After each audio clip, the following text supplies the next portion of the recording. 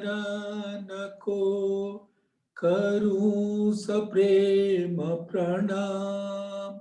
अशुभ हरन मंगल करन धनी श्री देव चंद्र जी नाम। श्री प्राणनाथ निज मूलपति श्री मेराज सुनाम। तेज कुंवरी श्यामा योगल को पल पल करूं प्रणाम। पिया जी को पल पल करूं प्रणाम। प्रथम लागू दो चरण को धनिए न छुड़ायो खिन। लाख तली लालेड़िया मेरे जीव के जीवन। इन पांव तले पड़ी रहूं धनी नजर खोलो बातूं। पलना वालू निरखू नेत्रे मेरे जीव के जीवन। मेरे जीव के जीवन।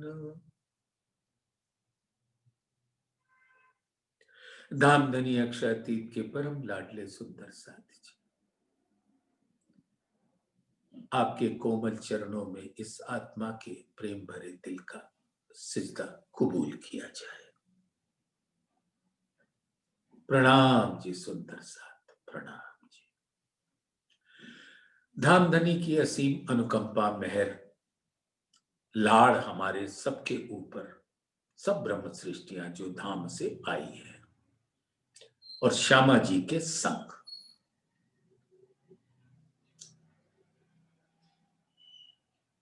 जहां श्यामा जी आई वहां हम भी आए, और जहां श्यामा जी आए वहां राज्य भी आए।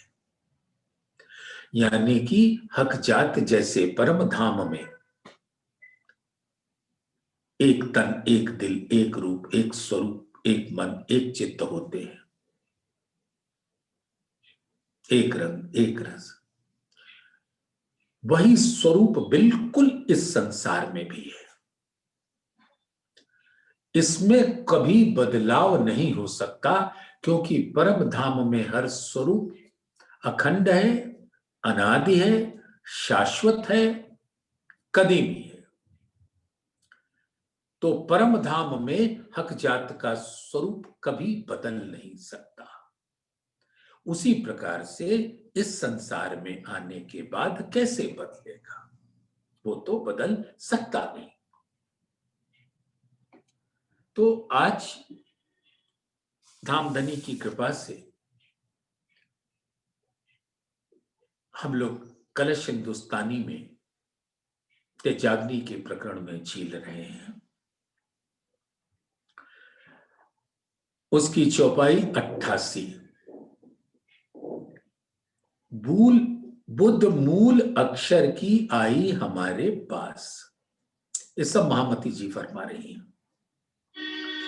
बुद्ध मूल अक्षर की आई हमारे पास, जोग माया को ब्रह्मांड तिन हृदय था रास।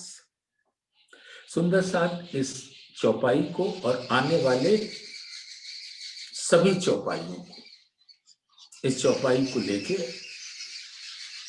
इस प्रकरण का समापन 105 नंबर की चौपाई है, यानी 18 चौपाई। तो सुंदर साथ उन सबों को ग्रहण करने के वास्ते मैं महामती जी के स्वरूप को आपके समक्ष फिर से एक बार रखना चाहूंगा। और आप सबसे मेरी गुजारिश है कि आप अपनी सुरता जामनगर में स्थित वो कैद खाना जिसको हफ्सा कहते हैं, और क्योंकि धामधनी ने वहां दर्शन देके उनसे बातें की, उसको प्रबोधपुरी भी कहते हैं। राजा का महल, उनका कैद खाना किसी चुगलखोर के कहने पर, जैसे होता है कि कान के कच्चे होते हैं, कोई आके कह दे आपका कान कौवा ले गया तो कौवे के पीछे दौड़ गए, कान को न देखा। उसी प्रकार से उस राजा ने किसी चुगलखोर के कहने पर कि मेहरराज ठाकुर ने आपके खजाने से बहुत सारा धन लूट लिया, तो कोई तहकीकात नहीं, सीधा उनको उनके दो भाइयों के संग कैद कर लिया। और ऐसा कैद किया कि वो 6 मास तक इस पश्चाताप में रहे कि मेरे धाम के धनी, मुझसे क्या गलती हो गई जो मुझे इस हाल से गुजरना पड़ रहा है। तो वो अपनी गलती को ढूंढ रहे थे।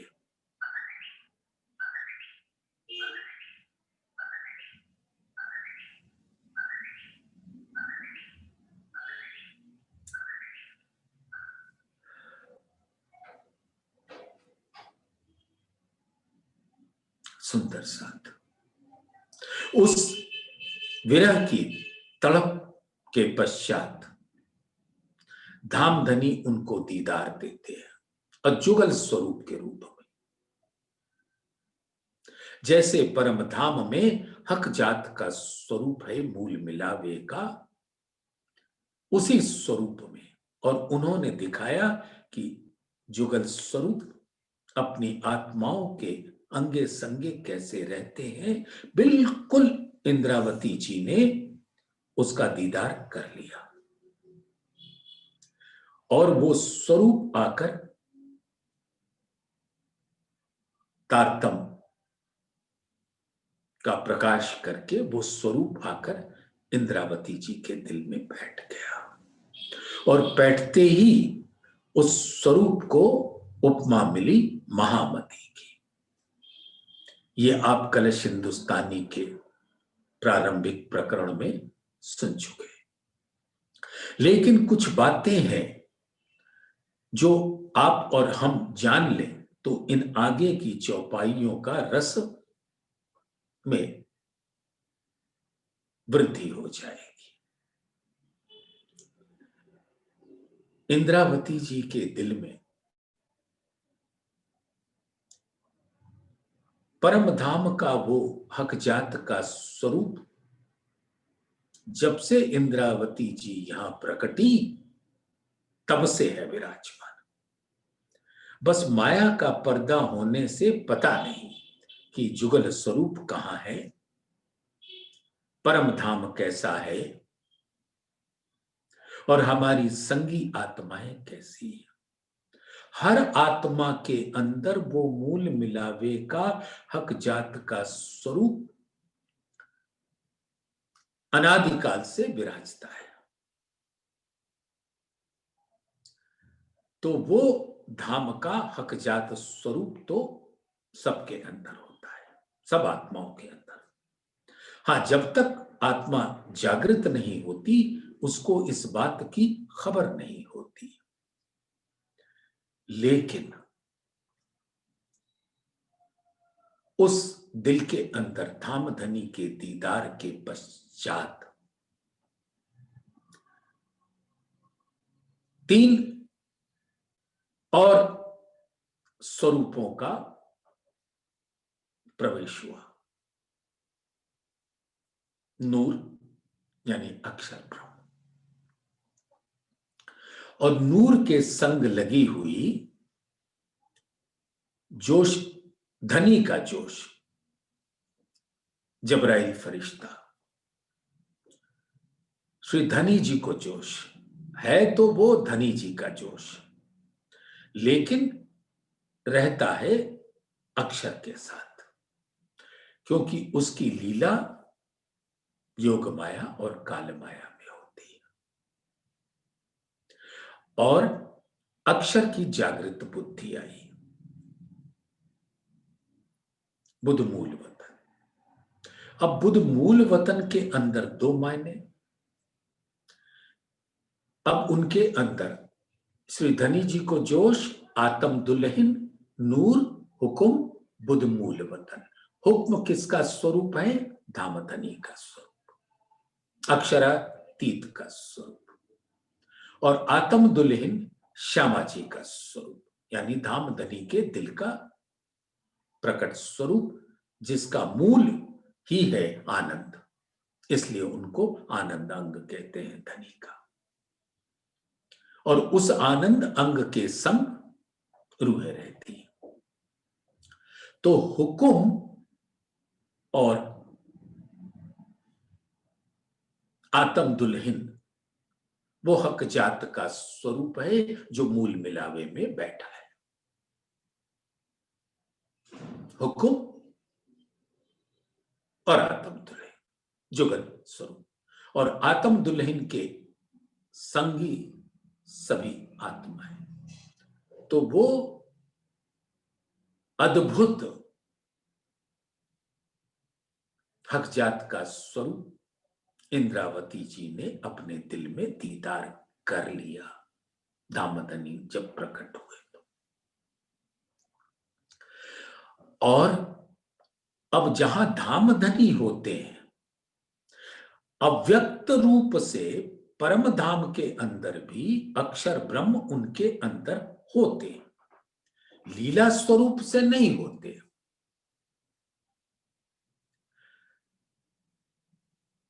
अक्षरातीत नूर जमाल के अंदर व्यक्त रूप से श्यामा जी होती हैं, रूहें होती हैं, और अव्यक्त रूप से अक्षर ब्रह्म रहते हैं, क्योंकि वो पूर्ण ब्रह्म है, सच्चिदानंद है।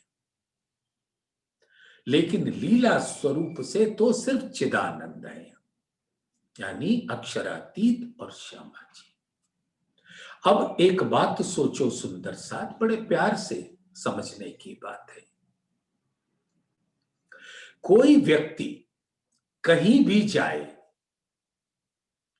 उसका तन भी उसके संग रहेगा, दिल भी उसके संग रहेगा, गुण अंग इंद्रिय भी उसके संग रहेंगे, उसका अंतस्करण भी उसके संग रहेगा, मन चित्त बुद्धि अहंकार। तो जहां पर अक्षरातीत आएंगे, वहां उनकी निज बुद्धि, उनकी स्वयं की बुद्धि तो होगी ही होगी। वो बुध मूल वतन। और जहां अक्षर ब्रह्म होंगे, वहां उनकी जागृत बुद्धि भी होगी। तो परम धाम के अंदर जागृत बुद्धि, अब क्योंकि अक्षर अव्यक्त रूप से धामधनी के अंदर विराजमान है, वैसे ही अक्षर की जागृत बुद्धि भी धामधनी के उस स्वलीला अद्वैत स्वरूप में अव्यक्त रूप से होती है। तो ये जागृत बुद्धि जब धामधनी का वो स्वरूप, जिसको आवेश स्वरूप कहते हैं, जब धामधनी ने हप्सा में प्रवेश किया इंद्रावती जी के दिल के अंदर, तो अक्षरातीत का स्वरूप, आत्म दुल्हन का स्वरूप और अक्षर ब्रह्म का स्वरूप, सच्चिदानंद स्वरूप, नूर, हुकुम और आत्म दुल्हन, नूर, हुकुम, ये। और अक्षर दामदनी के ही जो असराफील और जबराइल दोनों अक्षर के संग हैं लीला के वास्ते, लेकिन उन पर हुक्म चलता है धामधनी का। तो ऐसा स्वरूप क्योंकि इस काल माया के ब्रह्मांड में आया, आवेश स्वरूप, तो उनके अंदर जागृत बुद्धि भी प्रवेश की और निज बुद्धि भी। तो उसको कहते हैं बुद्ध मूल वतन। मूल वतन की बुद्धि, यानी कि जो धामधनी का स्वरूप है परम धाम के अंदर, अक्षर का स्वरूप और उनकी जागृत बुद्धि। क्योंकि कोई भी कहीं जाएगा तो बुद्धि तो उसके संग ही रहेगी, उसका दिल भी उसके संग रहेगा। तो इस प्रकार से अक्षर ब्रह्म अपनी बुद्धि के साथ परम धाम के अंदर अव्यक्त रूप में अक्षरातीत के दिल में बैठे। और श्यामा जी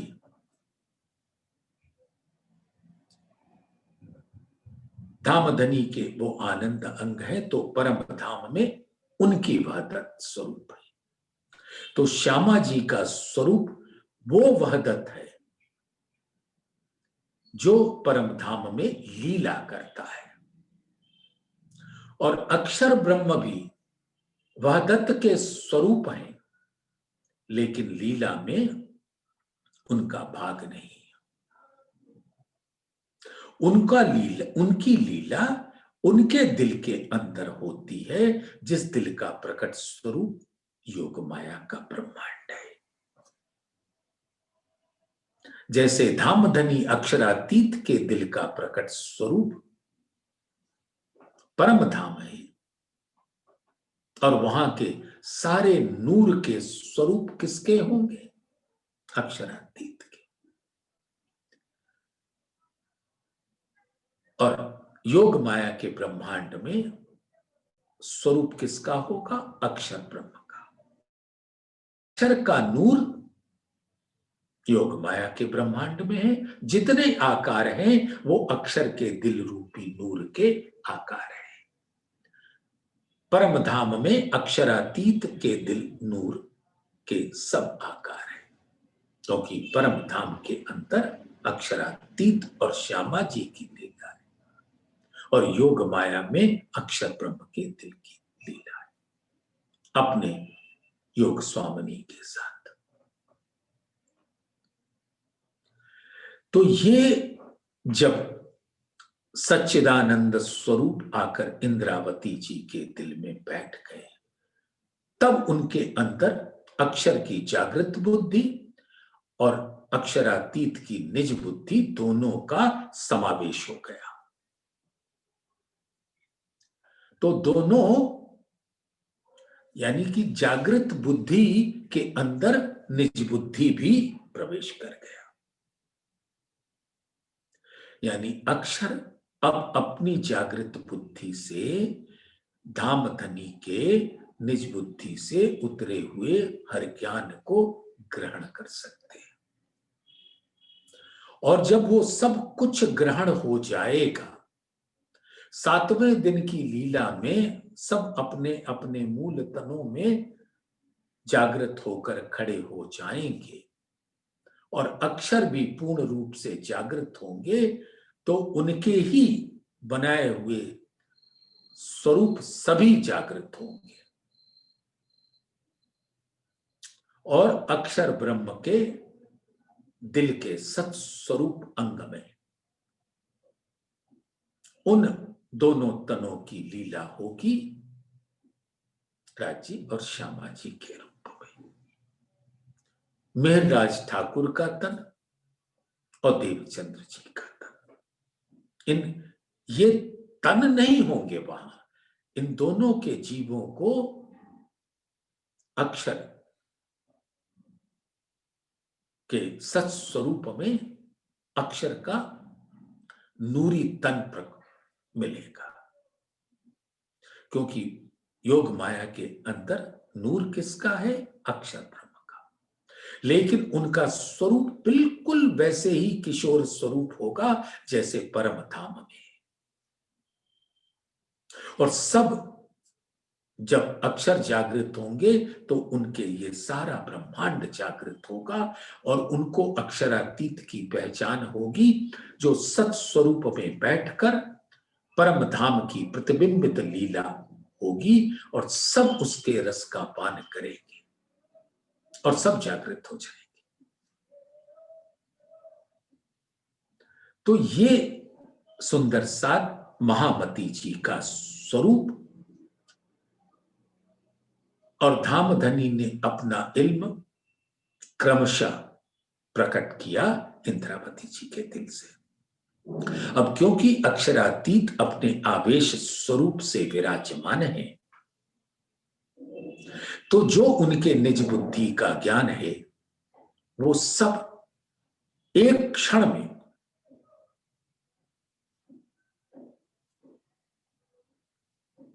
इंद्रावती जी को प्राप्त हो गया। लेकिन धामधनी का हुक्म ने जैसे जैसे उसको प्रकट करना था प्रकट होती गई। ये संवत 1715 में हुआ था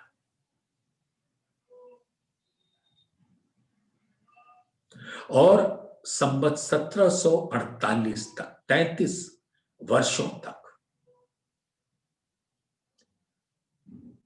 वो इल्म के सागर का ज्ञान उतरता गया, जिसका मूल है निज बुद्धि।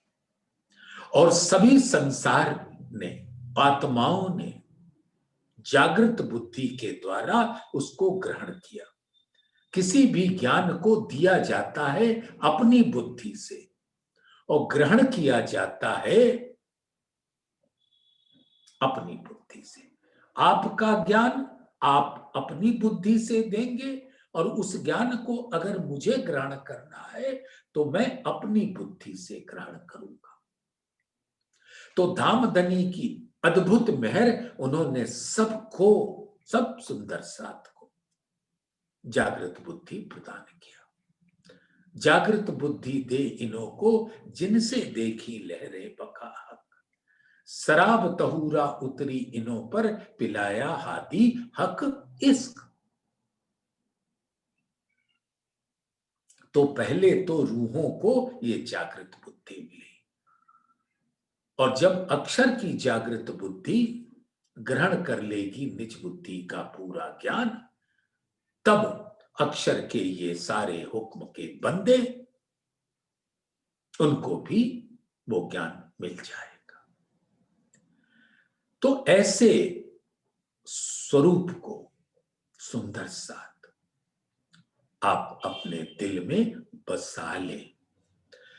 एक उदाहरण के तौर पे बताता हूं सुंदर सात।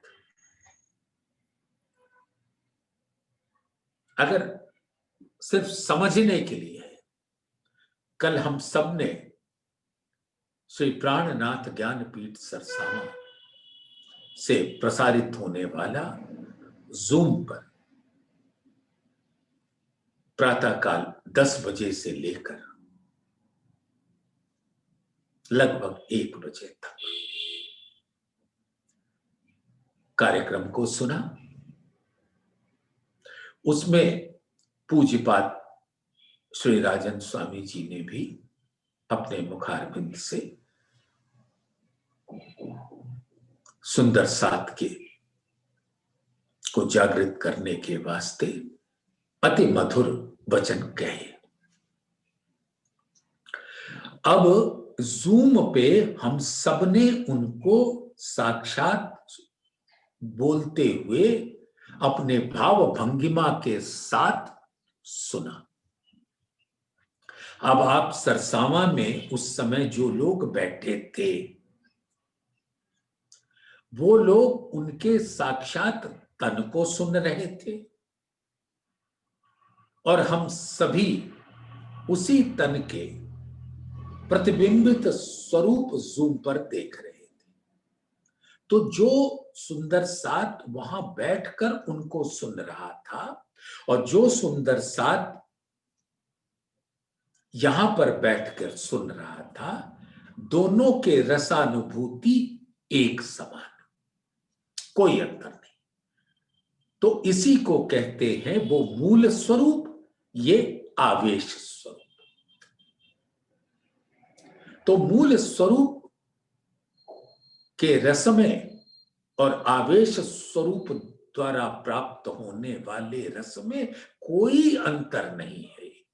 हक जात जैसे परम धाम में रस प्राप्त करती है अपने प्राण प्रीतम के मूल स्वरूप का, वैसे ही उन्हीं मूल तनों के प्रतिबिंबित स्वरूप आत्माएं भी इस संसार में उनके आवेश स्वरूप का रस प्राप्त करती है।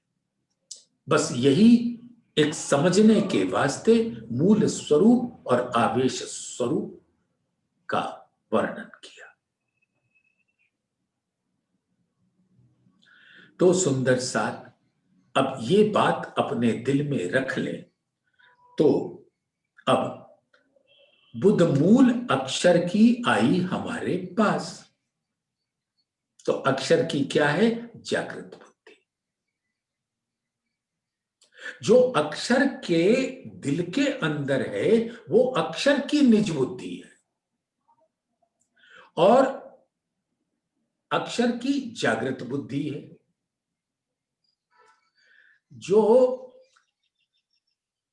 धामधनी के आवेश स्वरूप से जो रास की लीला हुई,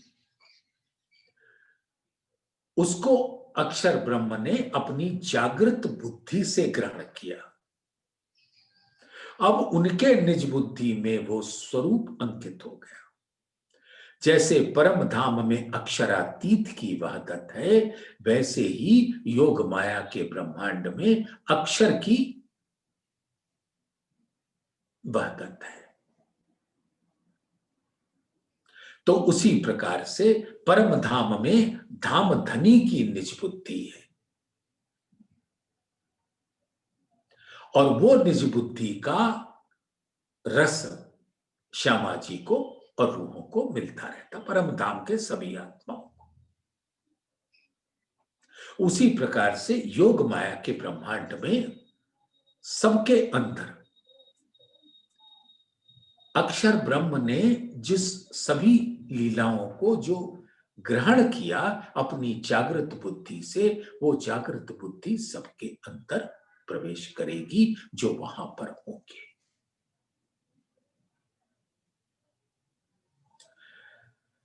तो बुद्ध मूल अक्षर की आई हमारे पास, जोग माया को ब्रह्मांड तिन हृदय था रास। अब इस जोग माया का ब्रह्मांड क्या है? वो योग स्वामिनी, जो केवल ब्रह्म, केवल ब्रह्म का क्या स्वरूप है? वो अक्षर की जागृत बुद्धि का स्वरूप है। और किसी भी लीला का रस यानी आनंद लिया जाता है बुद्धि के द्वारा। इसलिए केवल ब्रह्म, जैसे हम कोई रसगुल्ला खाते हैं तो उसका आनंद तो तभी मिलेगा ना जब मेरी बुद्धि जागृत होगी। एकदम हम गहरी नींद में, स्वप्न में पड़े हुए हैं, और आपने एक रसगुल्ला मेरे मुंह में डाल दिया, तो मुझको क्या पता वो मीठा था, कड़वा था, तीखा था, उसका रंग कैसा था, उसका रस कैसा था, रूप कैसा था, स्वरूप कैसा था, हमें कुछ पता नहीं चलेगा। इसलिए किसी भी लीला का आनंद प्राप्त करने के लिए बुद्धि की आवश्यकता होती है। इसलिए केवल ब्रह्म, जो अक्षर की जागृत बुद्धि के स्वरूप है, और वहां आनंद मिलता है। यानी जो परम धाम के आनंद का रस है, वो तो अक्षर भी वहां अक्षरधाम में बैठकर वहदत के होने से वो रस उनको भी आता है। लीला में भाग नहीं लेते, लीला का कुछ पता नहीं, कैसी लीला होती है। अक्षरातीत के महल में प्रेम इसक बरतर, सो सुध अक्षर को नहीं, किनविद केली कर। क्रीड़ा कैसी करते वो नहीं पता, लेकिन उस क्रीड़ा का रस वहदत होने के कारण उनके दिल में पहुंच जाता है, तो उनके दिल को आनंद तो मिलता है। और उस आनंद की एक लहर जो उनके दिल में आई हुई है, वो ही आनंद का स्वरूप केवल ब्रह्म में होता है। तो वो आनंद योग स्वामिनी, जो योग माया का ब्रह्मांड प्रकट होता है, तो उन्हीं के द्वारा वो नित्य वृंदावन का सृजन हुआ। और जितनी रास लीला हुई, अक्षर ने अपने जागृत बुद्धि के स्वरूप केवल ब्रह्म के द्वारा उसको अपने दिल के अंदर धारण किया और उसके रास का आनंद लिया। और वो आनंद लेने के पश्चात उस रास को अपनी जागृत बुद्धि के अंदर अखंड कर लिया। तो जागृत बुद्धि से उन्होंने अपने दिल में लिया और वो उन्होंने अपने चित्त में अखंड कर लिया। अब बाद में ब्रज लीला को भी अपने सुरता बांधी और उसको भी अखंड कर लिया। अब इसी प्रकार से ये जागनी के ब्रह्मांड की सब लीला भी उनके दिल में अखंड होगी। और अक्षर ब्रह्म इन तीनों लीलाओं का रसपान, उसका आनंद अखंड रूप से लेते रहेंगे, उसमें कोई व्यवधान नहीं होगा। तो जोग माया को ब्रह्मांड तिन हृदय था रास, तो वो रास को अक्षर ब्रह्म ने अपने दिल यानी चित्त में अखंड कर लिया, जो सबलिक ब्रह्म का महाकारण। सबलिक ब्रह्म चित्त को कहते हैं, वहां उनकी चिदानंद लहरी यानी अक्षर ब्रह्म का चित्त और केवल ब्रह्म की आनंद स्वामिनी, जो आनंद लेकर उनका स्वरूप चिदानंद लहरी के रूप में चित्त में बसती।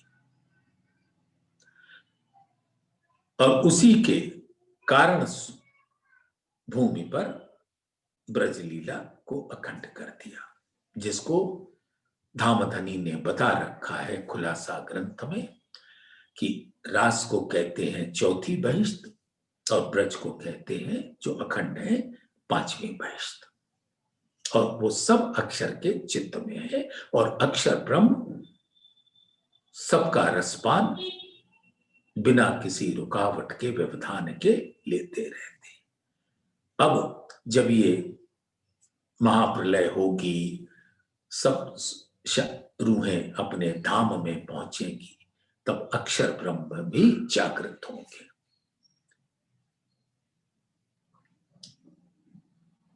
और सब रूहें, सब जीव भी जागृत होंगे।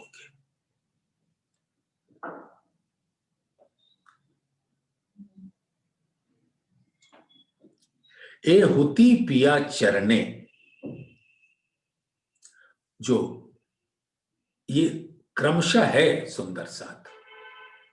वैसे तो दामदनी कुछ भी कर सकते, एक क्षण के अंदर सब कुछ हो जाए, लेकिन यहां पे सब लीला क्रमशः होती है। अब वाणी अद्वैत में गाऊं,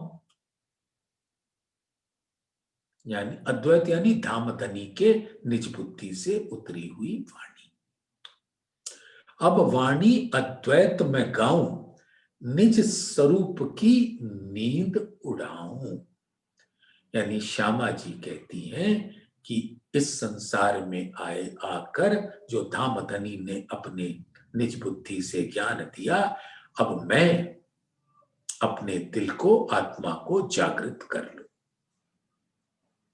अब वाणी अद्वैत में गाऊं, निज स्वरूप की नींद उड़ाऊं, सब संयन को भेल चकाऊं और सभी आत्माएं उस अद्वैत की वाणी से जागृत हो जाएगी। पीछे अक्षर को भी उठाओ, तो उसके बाद अक्षर भी जागृत होंगे, और अक्षर जागृत होंगे तो उनकी ये सभी लीला स्वरूप जीव जागृत होंगे, और फिर सबको अक्षर के योग माया के ब्रह्मांड में स्थान मिलेगा, अखंड मुक्ति का स्थान। तो सुंदर साथ इस प्रकार से, जैसे आपने वो चौपाई तो बड़े प्यार से ग्रहण किया हुआ है।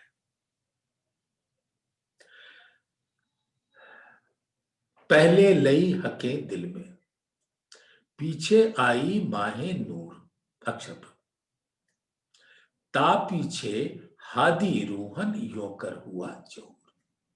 तो पहले किसको दिया? अक्षर ब्रह्म को, क्योंकि उनको ये रचना करनी थी, और जिसके अंदर दामदनी अपनी आनंद अंग श्यामा जी के संग अपनी रूहों के साथ उस मूल मिलावे की हक जात के स्वरूप होकर उतरे।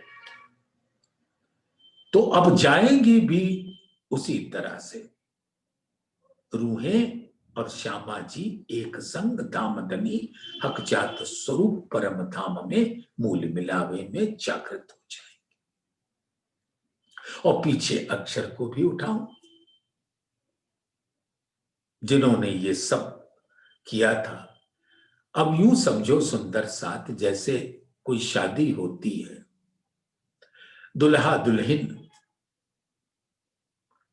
सभी धाम के बाराती आए, एक हॉल हमने लिया था, उस हॉल का मालिक है, उसने हमको विध विध के भोजन कराए, विध विध के लीलाएं करवाई, रोशनी करी। वो इस बाराती का पार्ट नहीं है, ना उसके वेटर्स जितने हैं सर्व करने वाले, वो उसके पार्ट है नहीं, ना वो बराती है, ना वो घराती है, कुछ भी नहीं। लेकिन जब बारात विदा हो जाएगी, सब चले जाएंगे, तो साफ सफाई कौन करेगा? वो मैरिज प्लेस वाला। तो पहले हॉल का मालिक आएगा, वो सारी व्यवस्था करेगा, फिर बाराती दुल्हा दुल्हन समझ लो एक साथ आए, विवाह हुआ। आजकल होता है ना कि दूल्हा दुल्हन के बाराती घराती सब एक साथ होते हैं, सब एक साथ आते हैं, मैरिज प्लेस में शादी करते हैं, सब वहां से हो जाते हैं। तो उस प्रकार से धाम के स्वरूप अपने घर चले जाएंगे। उसके बाद मालिक अपनी पूरी व्यवस्था को समेटेगा और फिर अपने घर जाएगा। तो उसी तरह से पहले निज स्वरूप की नींद उड़ाऊं, सब संयन को भेली जगाऊं, पीछे अक्षर को भी उठाऊं। उम्मीद है कि इस उदाहरण से बात क्लियर हो गई होगी।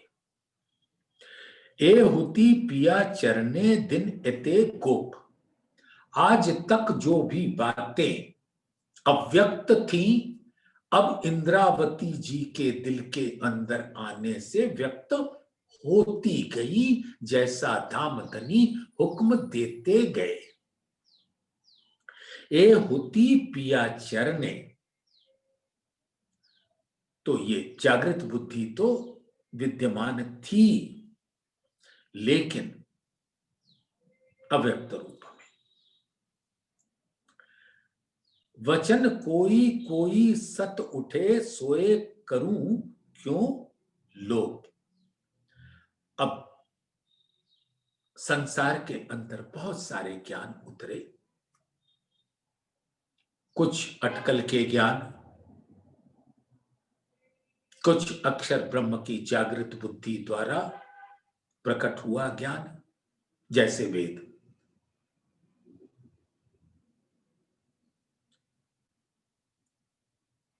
श्री कुरान पाक निज बुद्धि का ज्ञान है, और वेद जागृत बुद्धि का ज्ञान है, अक्षर की, क्योंकि वेद ऋचाएं योग माया के ब्रह्मांड में है। तो अक्षर की निज बुद्धि के द्वारा ये वेद के स्वरूप प्रकट हुए, जो जागृत बुद्धि ने प्रकट किया। लेकिन उसको, इस सारे ज्ञान को प्रकट करना, अब उसके सब संशय को मिटाकर एक दिन महामती जी कहती है मैं करूंगी। यानी वेद और कतेब के दोनों के ज्ञान को अब खोल दूंगी। वचन कोई कोई सत उठे,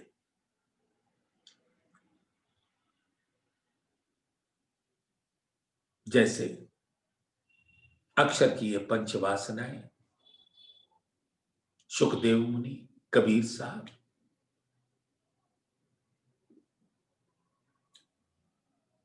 सनकादिक,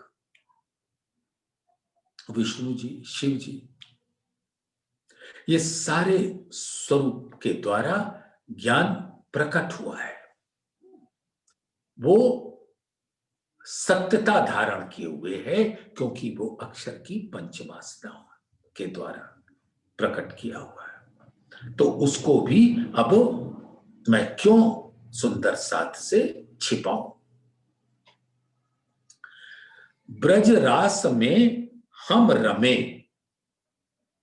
बुधहती रास में रंग, अब आए जाहिर हुई इत उदर मेरे संग। सुंदर साथ,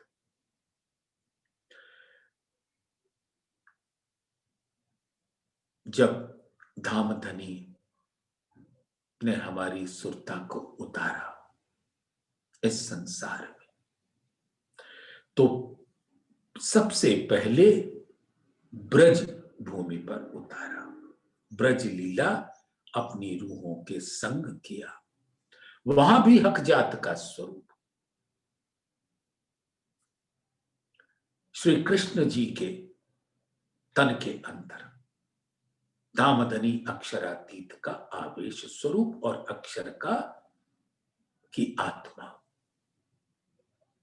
और राधा जी के अंदर श्यामा जी की आत्मा, और 12,000 गोपियों के अंदर 12,000 ब्रह्मात्माओं का स्वरूप, और वहां पर 24,000 कुमारिका सखी भी थी, जो अक्षर की सुरता है, ईश्वरीय सृष्टि।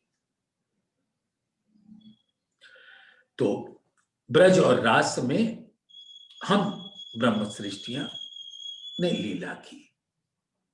बुधहती रास में रंग, अब ब्रज में बुद्धि को जाहिर नहीं होने दिया।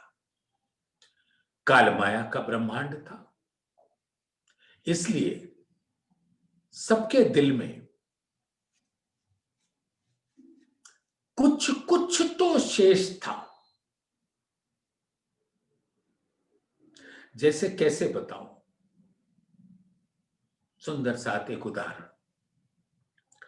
आपने खालिस देशी घी की सुगंध तो सबने ली होगी अपने जीवन में, और पहले आया करता था 16 सेर का कनस्तर देसी घी का, फिर वो इस्तेमाल होके खत्म भी होता था। तो उस कनस्तर को खोल दो और उसके अंदर से पूरा पोंछ लो, अच्छी तरह से पोंछ लो, जिससे एक तिनका भी उसका न बचे। लेकिन फिर भी उस कनस्तर के अंदर सुगंध तो बनी रहती है। सामान नहीं होता, देसी घी नहीं होता, लेकिन अपनी सुगंध छोड़ देता है। उसी प्रकार से ब्रज में जब ब्रज वनिताएं उतरी धाम से, तो उनके अंदर धाम का सुगंध तो था, लेकिन ज्ञान नहीं था, कुछ पता नहीं था। तो उस सुगंध के बल पर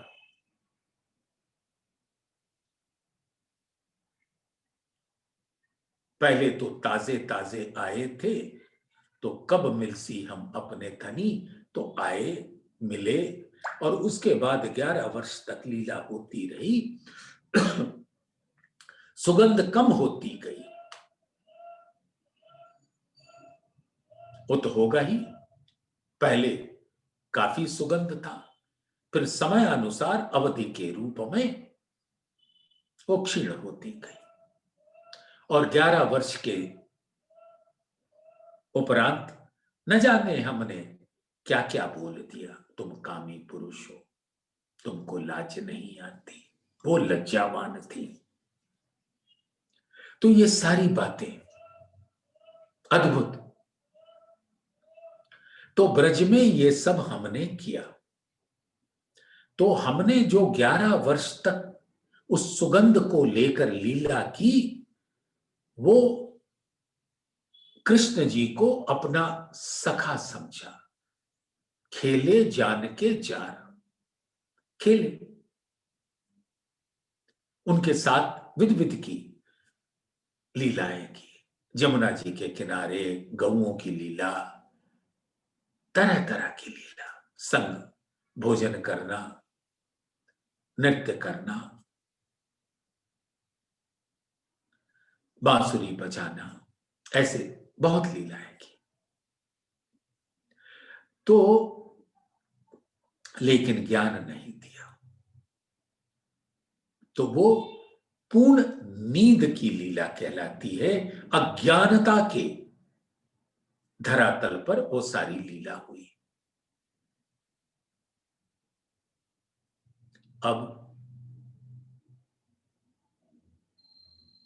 रास में पहुंचे, तो रास मंडल ही जागृत बुद्धि का मंडल है, और जब उस नूर में हमको तन मिला, तो जागृत बुद्धि के धरातल पर केवल ब्रह्म की नित्य, केवल ब्रह्म की भूमिका नित्य वृंदावन में हुई। तो अक्षर की जागृत बुद्धि तो आ गई सबके अंदर, अक्षर की वहदत है ना वहां, तो उनकी जागृत बुद्धि तो आनी थी। लेकिन आत्मा थी परम धाम की, अक्षरातीत की वहदत, और यह भूमि थी अक्षर की वहदत। तो सबको तन मिला, वो नूरी तन, और सबके अंदर एक जागृत बुद्धि के कारण इतना ज्ञान धामधनी के हुक्म से मिल गया कि धामधनी हमारे प्राण प्रीतम हैं। इसके आगे फुल स्टॉप। कि हमारा मूल घर कैसा है, मूल निस्बत कैसी है, हमारा वहदत का स्वरूप कैसा है, परम धाम की हकीकत मार्फत का स्वरूप कैसा है। क्योंकि जागृत बुद्धि को ही नहीं पता, अक्षर की जागृत बुद्धि को नहीं पता, वो तो इस जागनी के ब्रह्मांड में पता लग रहा है। तो जब उनको ही नहीं पता, तो रूहों को कैसे पता होगा। तो इसको क्या कहते हैं, अर्ध जागृति, आधी नींद दई उड़ाए। यानी कि लीला करने वाले स्वरूप ने उनके दिल में ये डाल दिया अपनी निज बुद्धि से कि तुम मेरी अंगनाएं हो, तो प्राण प्रीतम हैं, इतनी बात पता लग गई। अब वो ब्रज का, रास का और इस जागनी के अंदर परम धाम के उन गुह रहस्यों का भेद यहां खुल रहा है। अब यहां आकर अपनी मूल निस्बत, वाहिदत, खिलवत, हकीकत, मार्फत, नूर का असल स्वरूप, एक नूर अक्षर ब्रह्म का और एक नूर अक्षरातीत का। अक्षरातीत का दिल भी नूर है और अक्षर का दिल भी नूर है। तो अक्षर के दिल के नूर से प्रकट होता है योग माया का ब्रह्मांड और अक्षरातीत के दिल से, उस नूर से प्रकट होता है परम धाम का सुंदर स्वरूप। तो ब्रज रास में हम रमे, बुधहती रास में रंग, अब आए जाहिर हुई इत उदर मेरे संग। अब इस तन के अंदर जब वो सच्चिदानंद स्वरूप आकर बैठे तो बुध मूल वतन यानी निज बुद्धि और जागृत बुद्धि दोनों का समावेश हो गया।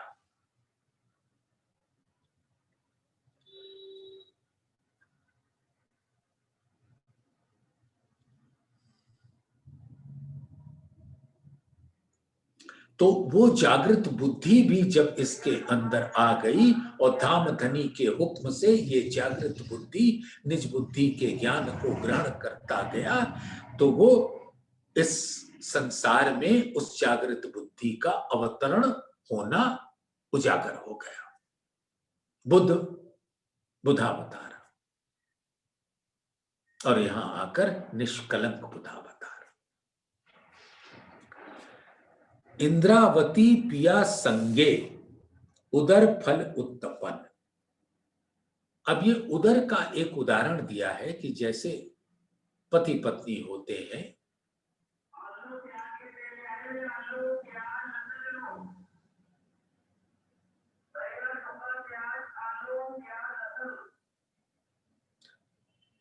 तो इस चौपाई पर यहां आज विराम ले लेते हैं, बाहर व्यवधान है। इंद्रावती पिया संगे उदर फल उत्तपन, एक निज बुध अवतरी दूजा नूर तारतम, दूजा नूर तारतम। तो इस चौपाई के अंदर कल झीलेंगे और इसके हर रंग को कल देखेंगे और हर रंग के साथ जितना रस है वो हम उसको प्राप्त करेंगे। तो बोलिए श्री प्राणनाथ प्यारे की जय, धाम के धनी की जय, सर्व सुंदर साथ की जय।